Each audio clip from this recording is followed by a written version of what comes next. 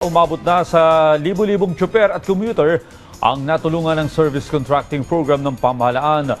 Ayon sa ilang commuter, malaking tulong sa kanya ang natitipid na pamasahe dahil sa diskwento.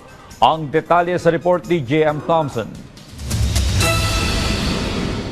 Malaking tulong ang nagpapatuloy na service contracting program ng pamahalaan katuwang ng Department of Transportation o DOTR at Land Transportation Franchising and Regulatory Board o LTFRB. Di lamang sa mga driver at operators, kundi maging sa mga commuter. Gaya na lamang ng salesman sa department store na si Jet Ortega. Nakakatipid na rin po sa mga bilihin. Tapos pag-uwi, nakakasaving pa po kami pamili ng ulam.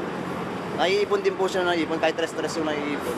Malaking tulong na rin po yun, yung 3 pesos. Kung konsumoy mo, abutin ng isang buwan, magkano rin yun. Pinakaramdam din ang tulong ng programa sa mga driver, gaya ni Mencio Alonzo Jr. na matagal nang nagmamaneho ng bus. Oo, meron naman. Kasi kisa yung dating malaki, yung diesel maano yung diesel dati, yung mataas talaga. Nahihirapan kami kumuleksyon ng pera kasi yung diesel namin mataas. Tapos yung pamasaheng napupunta sa amin, yung kukoleksyon namin sa pandiesel lang napupunta. Kaya maliit lang din yung aming kinikita. Maganda sa amin kada ikot namin. Hindi kami masyadong nagmamadaling bumiyahe, nakikipag-agawan ng pasahero kasi natutulungan kami ng LTFRB. Malaki ring tulong mula sa LTFRB sa pagsasaayos ng mga pasahero at proseso ng kanilang sistema sa araw-araw nilang biyahe.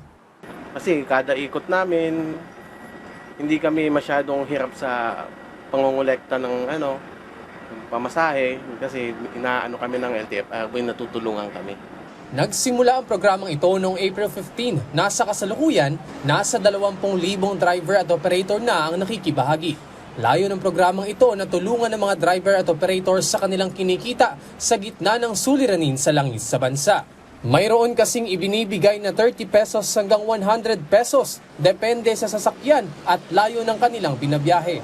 Para sa mga traditional jeep na bahagi ng programa, may 30 pesos na subsidiya kada kilometro, habang ang mga modern jeep at UV Express ay may 40 pesos at ang mga bumabiyahe rito sa EDSA Bus Carousel ay may 100 piso naman kada kilometro.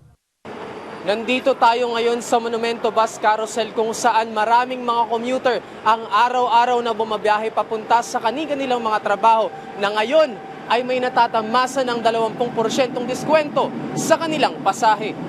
Dagdag pa riyan, may 40% ibinibigay na diskwento para naman sa mga PWD, senior citizen at mga estudyante. Mayroong mahigit sa 600 ruta ang kasalukuyang nadadaanan ng mga sasakyan na bahagi ng service contracting program. Sinisiguro naman ng LTFRB kasama ang LTO, Philippine Coast Guard at MMDA na maayos ang pagpapatupad ng programa.